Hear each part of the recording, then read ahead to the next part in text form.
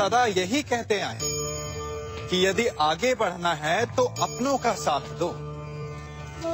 सत्य कहते हैं, अपनों का साथ देना ही चाहिए, परंतु साथ देने से पूर्व ये अवश्य पहचान लेना चाहिए कि अपने हैं कौन।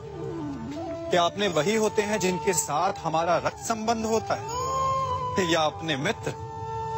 अपने वो होते हैं जो हमें सद्कार्य के लिए प्रेरित करें, हमें आगे बढ़ाएं, हमारा साथ दें। और वो जिनका साथ देने से समाज का नाश, धर्म की हानि हो, वो सगे हो करके भी सगे नहीं होते। इसलिए जब अपनों की परिभाषा का चुनाव करें तो उन्हें अपना माने जो आपका साथ दे, उन्हें नहीं जो हमें अज्ञान के मार्ग पर ले जाएं।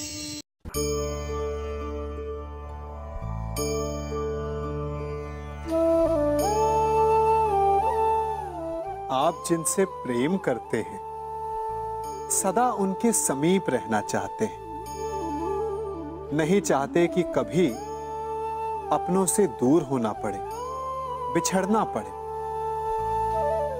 परंतु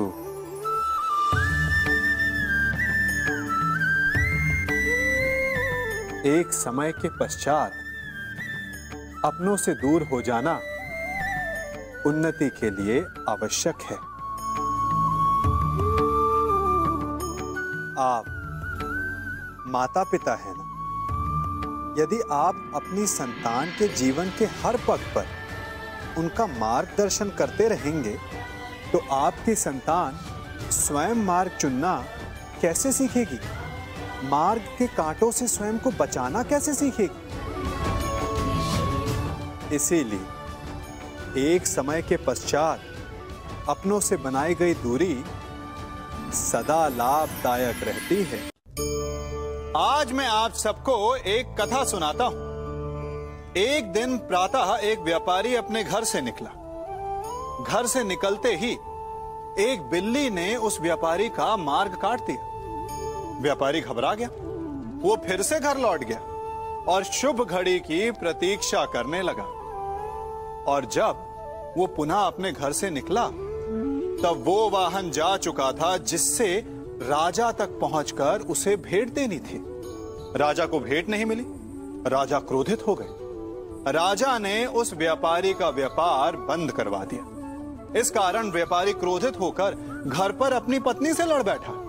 पत्नी अपने बच्चों समेत मैके वापस चली गई और उस व्यापारी के जीवन में यदि कुछ रह गया था तो केवल अंधकार।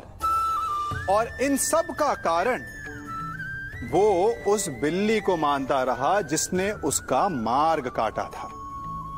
ऐसा ही एक दूसरा व्यापारी राजा को भेंट देने निकला और उस व्यापारी का मार्ग भी एक बिल्ली ने काट दिया।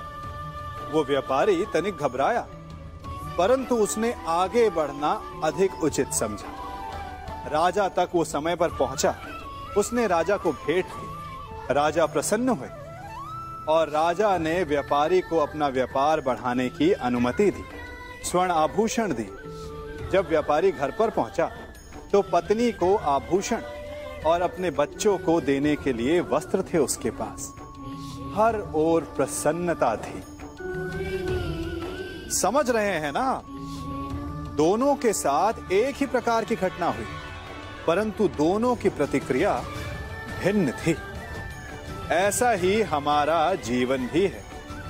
हमारे जीवन में प्रारब्ध का अपना स्थान है, परंतु उससे कई अधिक महत्वपूर्ण हमारी प्रतिक्रिया, हमारे सोच का प्रभाव है, क्योंकि यही हमारे जीवन को आकार देते हैं। इसलिए अपनी सोच को सकारात्मक रखिए। आपका जीवन सदैव आनंदमय